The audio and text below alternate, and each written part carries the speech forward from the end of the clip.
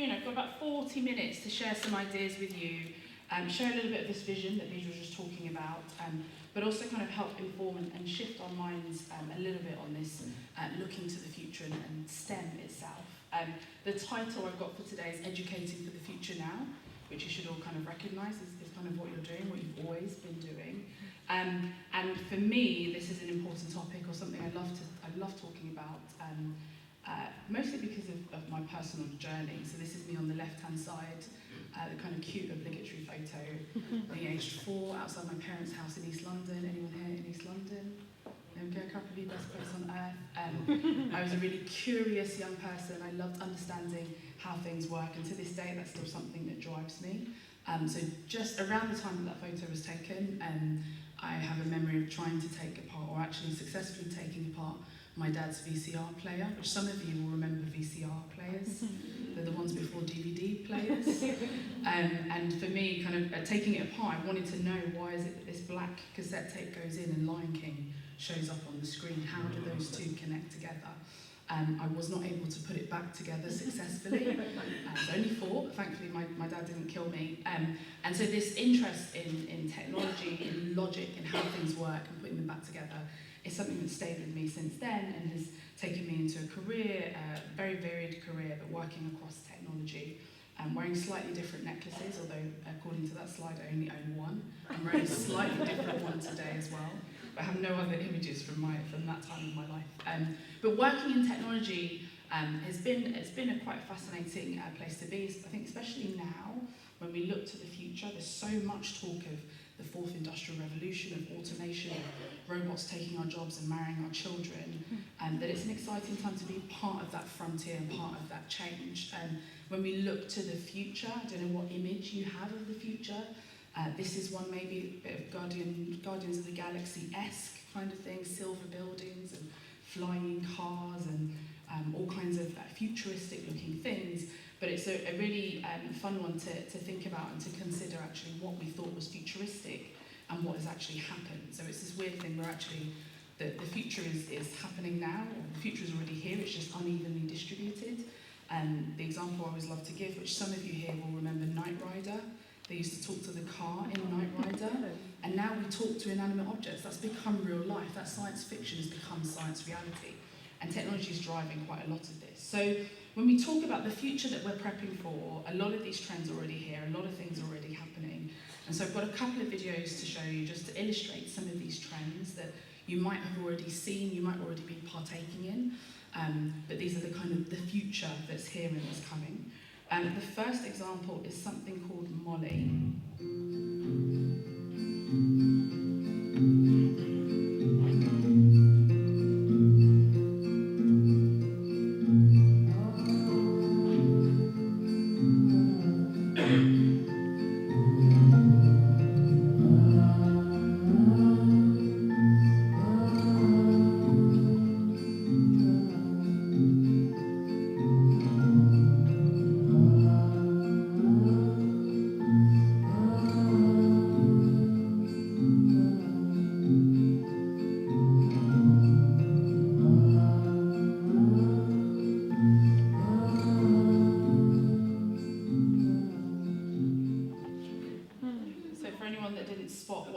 That was Molly. Molly turns your retweets into sweets. It's a little machine that person had on their desktop. When they sent a tweet, it got 5 retweets, and when it got the 5th retweet, Molly automatically gave them a sweet. I like to say, who would like this hooked up to their Twitter account? Might make some of us tweet more. Who wants it maybe on their Instagram? Don't know if any of you have heard of TikTok or Snapchat. You know, the girls are always like, yeah, I want one of those for that. Beyond giving people sweets, this is actually a tech trend that we call the Internet of Things, which some of you may be familiar with. Back in the 1970s, the internet was mainly used by the US military to share information. About 30 years ago, Tim Berners-Lee set up the web, which some of you will have been on or may have heard of, which was, again, human beings and non-military people communicating. We probably have more than one device that's internet-enabled at any point. But typically, if it's your smartphone or your tablet, you're the person accessing the information. Now we have things talking to other things on the internet. So an example of this might be if you've ever ordered anything from Amazon or from ASOS, and you're able to track your someone's in the van saying we're here, we're here, we're here. The van is connected to the internet and it's communicating. And smart cities and just smart things in general. This is the new kind of rebranding of that term. I have a friend who lives on the Isle of Wight and his house tweets. It's a cottage, but it's completely internet enabled, which means that if a mouse is caught in the attic, then a tweet is sent off to say we've caught a mouse in the east side of the attic. Many of you might even have Hive or Nest, the one where you control your home from your phone. There we go. That's smart technology. So Internet of Things is one of these big trends that's bringing the future to the now. The next example is a loud one.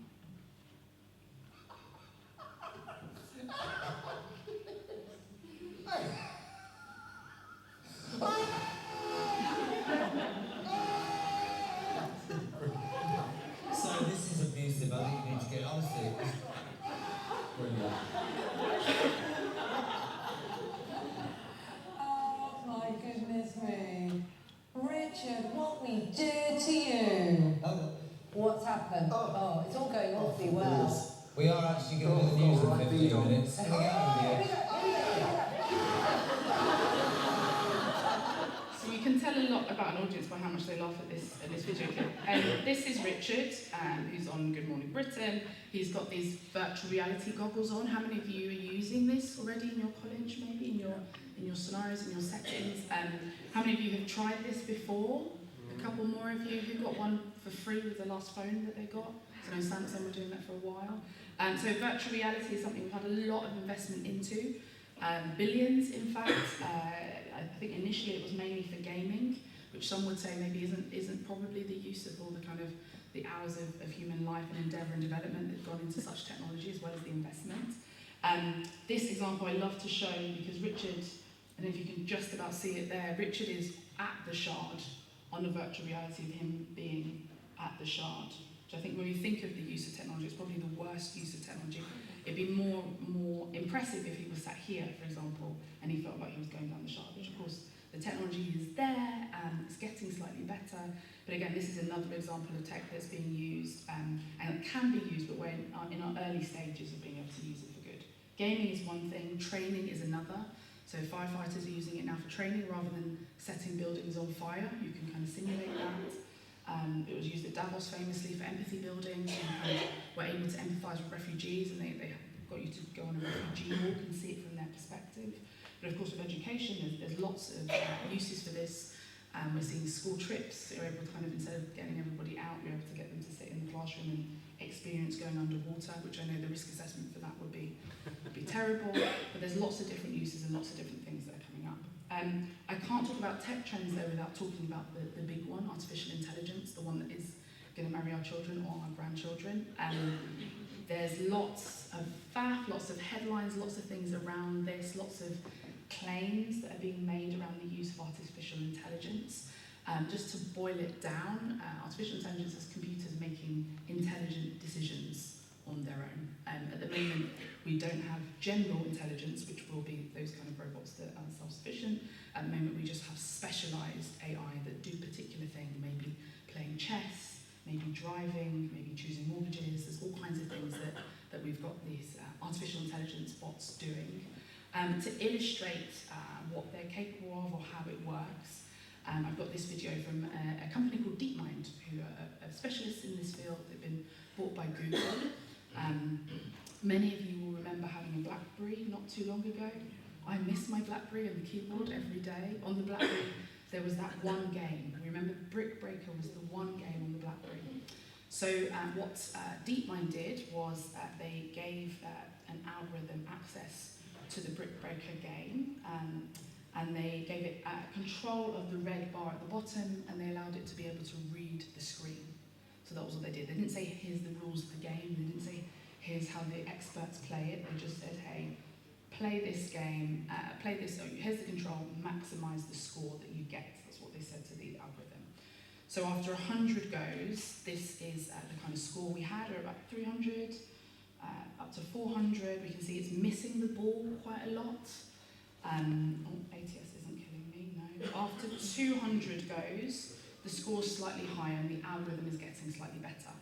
Got to remember, this is 200 goes without a break for sleep, without a break for teaching, without a break for using the loo, no breaks at all. After 400 goes, the score is even higher. How many of you played Brick Breaker when you had your BlackBerry?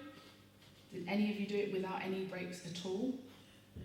No, there we go. So this algorithm, in a much shorter space of time than it will have taken you to get good at the game, has got a higher score, has got much better, and so we see it learning. It gets better over time because this is all that it's focusing its efforts on doing, and it's almost doing it trial by trial and error, but very, very quickly in quick succession. So we can see we're in thousands now. We get to 600 goes, and the algorithm figures something out for itself that its human beings haven't told it, that I don't know how many of you figured out when you had your BlackBerry, which is that you can tunnel either side on the game, and the ball will bounce at the top and give you an even higher score with not much effort. Who figured that out as a human being? Oh, okay. One, I'm sure you were teaching and spending your time doing much more important things. But after 600 goes, this algorithm has figured this out. And that 600 goes doesn't take a lot of time. It's taken a fraction of the time that it would take a human being to do that. And this algorithm's got very good at that game. So if you are a professional brick breaker, then you should be worried. None of you are, because we're here at Ascentis. But there are lots of different applications that we're now seeing where if an algorithm is able to learn things over time, it's able to then be intelligent and make those decisions. Here's one example I like to show. None of you are lawyers, so you should be okay with this. This is a robot lawyer. If you have a parking ticket, you visit the website, you enter the details of your parking ticket, the reference, it figures out your local authority, asks you a couple of questions, you hit print, you sign, and you send, and your appeal for your ticket is done by an algorithm. Wow. Okay, I'll let you write this one down. So there's lots of things that these algorithms are able to do. Are there any music teachers in amongst us? No? So algorithms are able to do lots of things. This is the 150th anniversary of Luxembourg. This is Luxembourg's National Day. They are real human beings playing the music, so don't worry, that's not a trick. Does anyone recognise the composer? Chopin, maybe? Beethoven, Bach? No? So the composer is called Ava. And Ava is actually an acronym. And it stands for the Artificial Intelligence Virtual System. So a computer algorithm has composed this piece of music that is being played by humans, is being listened to by humans. But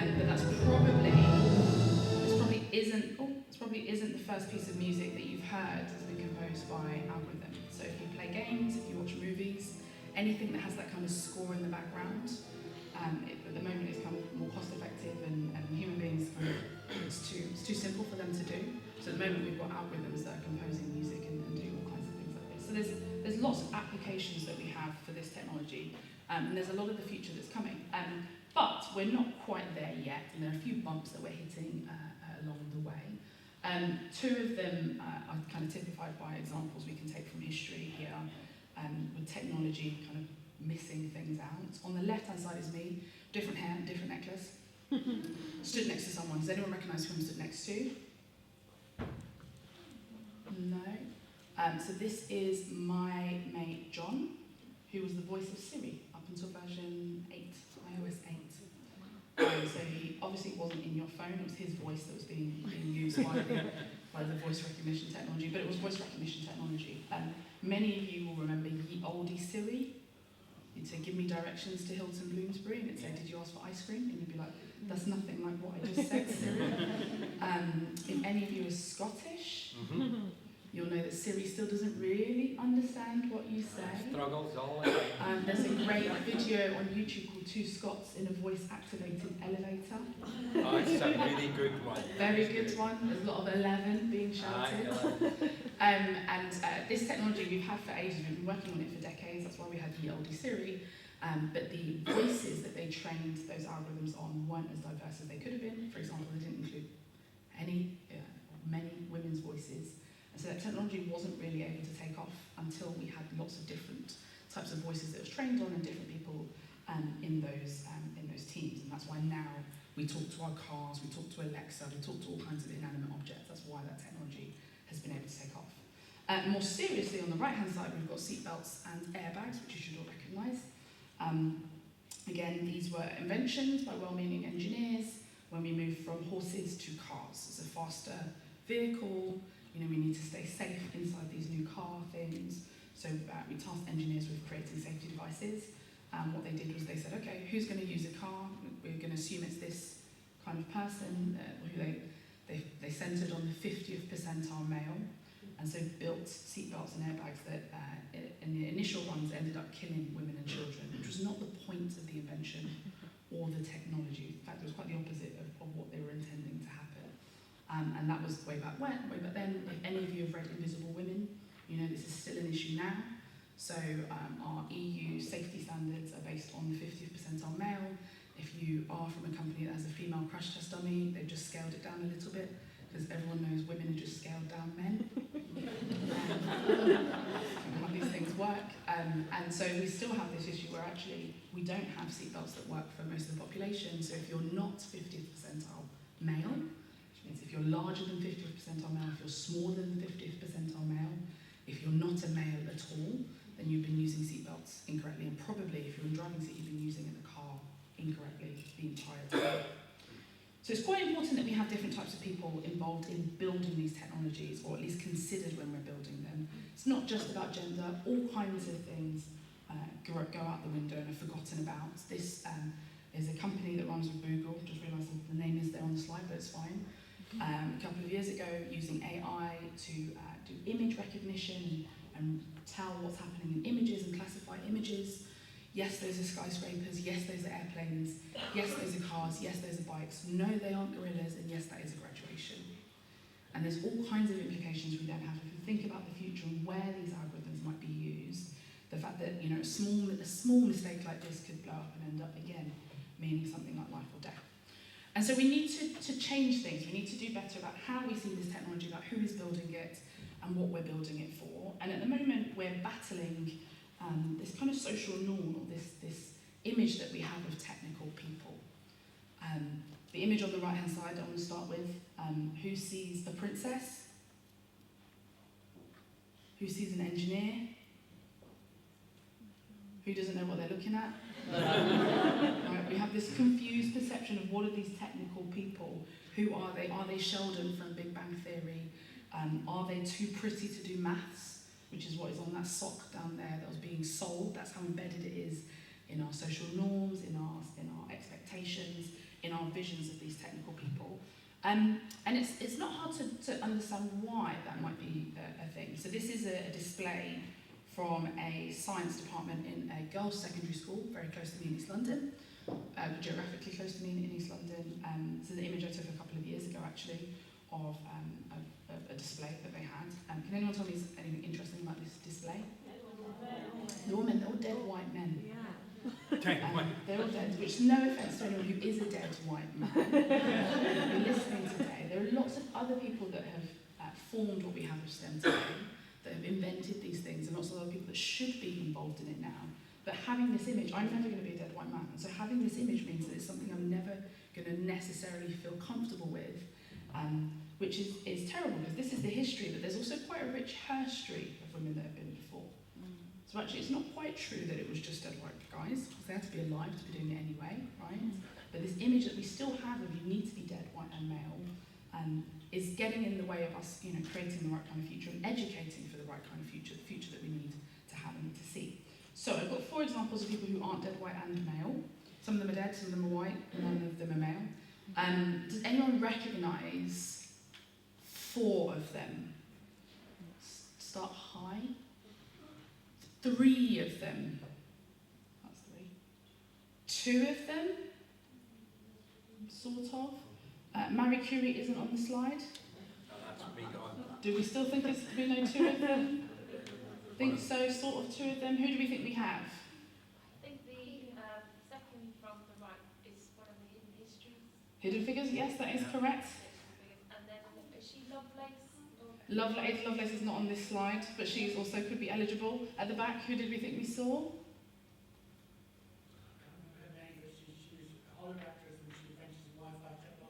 She did.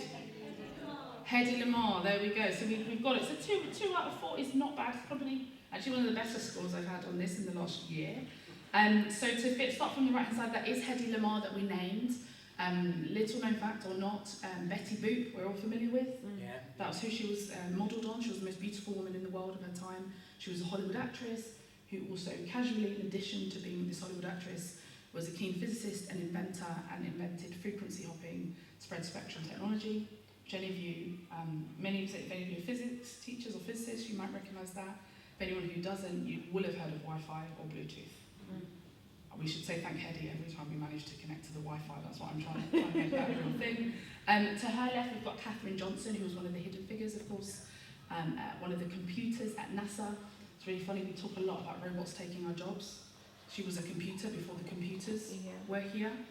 Did a lot of calculations for Phone Ship 7, and quite a lot of things like that. And there's a great film, actually, called Hidden Figures that 20th Century Fox worked on a couple of years ago.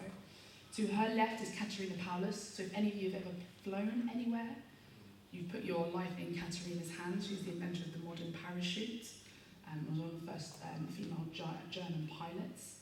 And then on the furthest on the left, we have a lady called Marie-Sophie Germain, who was a mathematician in the 1700s. And God forbid you were a woman who did maths in the 1700s. So she actually wrote into her university maths course under a male alias. And at the end, when she got her degree, she was like, haha, I was a woman all along, I fooled you. And they were like, gosh, no, you're pretty good at what you did. If any of you have ever been to the Eiffel Tower, you may have seen in the bottom rung, they've got the names of mathematicians and scientists of the day. And they thought it would not be proper to have a woman's name alongside her male colleagues' names. And so all of her mates and her colleagues were up there and contemporaries, and her name has been erased. It was left off of the Eiffel Tower. And so this is an example of lots of the things that we're seeing and need to work on, actually, is that erasure that we have with these women. Of course, you don't have to be dead. If any of you are cyclists, you might recognise this. It's the helmet round her neck, the third person along. It's the Hoofdig. It's kind of an airbag that inflates on impact. So if you're a cyclist, it's kind of a new age helmet. I like to say it solves the problem of helmet hair. The inventors say that it actually gives you data that you can then send off to insurance companies or whoever else it would be if you've had a bike accident. And there are lots of different women. I've got a podcast called Women Tech Charge where we talk to all kinds of different women that people should really know about. But there's a lot that we need to do to make sure that we have the right kind of future, we educate the right kind of people, and we're inclusive about the way that we do it. And I think the main message I'd like everyone to take away in the last couple of minutes that I have is that it's in the small, it's small things that we need to be doing and should be doing, and should be ready to call out, not necessarily big initiatives and big programs that we're running. This image is from a couple of years ago. This is the European Space Agency. Had a Rosetta mission to Mars. And we love space, so of course it was all over the TV, it was everywhere. This is the person that turned up to represent the European Space Agency on national television, on international TV. The tweet at the bottom says, no, women are totally welcome in our community. Just ask the dude in the shirt. And in case you can't see, he's got kind of half-naked ladies on his shirt. And I notice none of you are wearing a similar shirt here today. And so we have to think, why none of you wearing it, and why did this person manage to wear that to represent their company, to represent the space industry on national television? Someone was there when they bought the shirt. They didn't raise any concerns there. When he got home, I'm assuming someone at home, no one said, oh, that's an interesting shirt to have had. That morning he wore it out of the house. Maybe he was at the bus stop. Maybe, I don't know how he travelled to work, but no one there said that's an interesting shirt to be wearing. He got to meet his colleagues, so the work scenario, of course. None of them managed to say, do you want to try a different shirt for today? If any of you have ever done TV, you'll know that normally in the studio they say bring two outfits, just in case you kind of green screen and you disappear.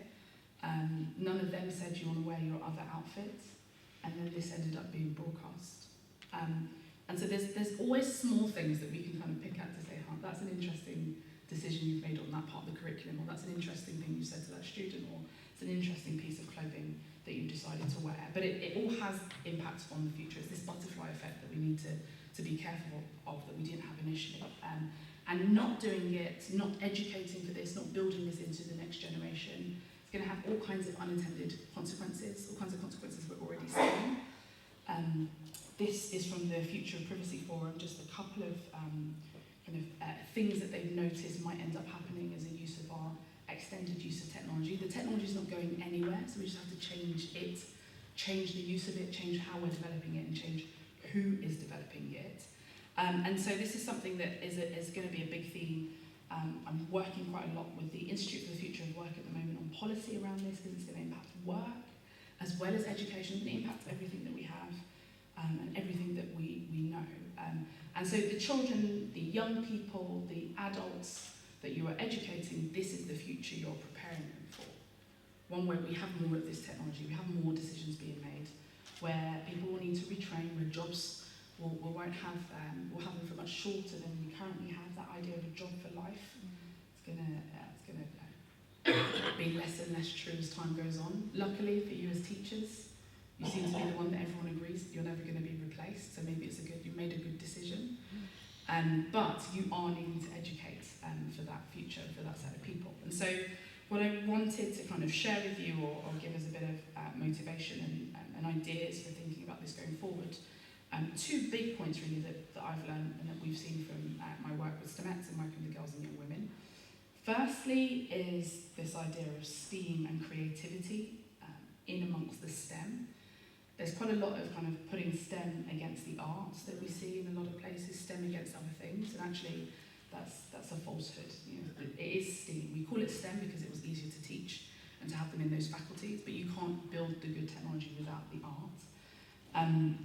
There's a good image here on the right-hand side. This lady's May Britt Moser. She won a Nobel Prize, not in the last round, but the round before, and her dress is the image of the neurosis thing that she discovered.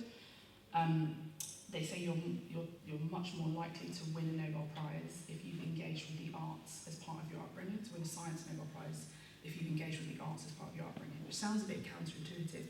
It should be that you've only ever said science since you were a child and that's how you become the best scientist. Whereas actually having them both makes you a better technologist, a better whatever it would be. But also to build the right technology for everyone, we need to have those different perspectives. We need the linguists to have the technical skills. We need the technologists to have the social science skills. We need everyone to have those art skills. So it's not a binary choice. It needs to all be integrated, and all of us need to appreciate both sides of them. But the approaches that we take to engaging our learners with STEM need to include the arts and the creativity. But they also need to include the altruism, which is the other thing that gets left behind quite a lot in all of this. When we talk about technology, it's harder, faster, bigger, stronger, better, cheaper, whatever it would be, without talking about the problems that we're solving and who we're helping with that technology, and having that as the core of what we're teaching and what we're getting them to do. We always have altruistic briefs, we work with sustainability, we talk about climate change, we talk about bullying, we talk about mental health, and that's how we bring the girls in and allow them to build apps around those kinds of things, technologies, chatbots, about internet safety, so we have an altruistic end. On this slide, we ran a tech incubator a couple of years ago, and these were the 29 startups that were pitched by these teenage girls from across Europe. And all of them, without us saying that was what we needed, we said, we'll give you the money you need, create a startup, create a product. Without any guidance, all 29 of them came up with altruistic apps. So we have things like PurchaseMate, where you scan the barcode in the supermarket and you can see the provenance and how far the product has travelled. We had 4 wards, which is a social network for young people who have long-term health conditions and so have to live in wards past 16. We had Free Feet, that was a device that you attach to your shoes if you've got Parkinson's and reduces gait freezing. So these were the kind of things that came out. And so it's not really the Facebook or the Instagram or the big tech and the big business. We need to be talking a lot more about the altruism and the problems that you can solve using STEM. And then finally, as educators, we ourselves need to skill up. I talk about this quite a lot. You have the three you have reading, writing and arithmetic. We all remember that? I think we now have reading, writing, arithmetic and redigital, where all of us need that to have an understanding of the world that we're going into. It's not about, I wasn't good at maths. This is something, a skill that all of us need to have, all of us need to be embracing to make sure that we're future-proof, but also that the young people we're educating are learning technology, lots of tools, lots of platforms for you to skill up as tribes, skill up with other people, or skill up on your own now, of course, using your new digital skills. So I'm going to leave it there for our kind of comfort break as we go to Grace. But I want to leave you with this image, and this is something as you're teaching, as you're thinking about STEM, as you're talking to young people and helping them make decisions. What do you have in mind? Who is it that you have in mind? Is it that dead white guy? Is it a confused image? And what should our image be of these STEM people, of these technical people? It should be us, it should be all of our learners, and it's something that's not just for the geniuses, it's for all of us. So that's educating for the future now. Thank you very much. And thank you.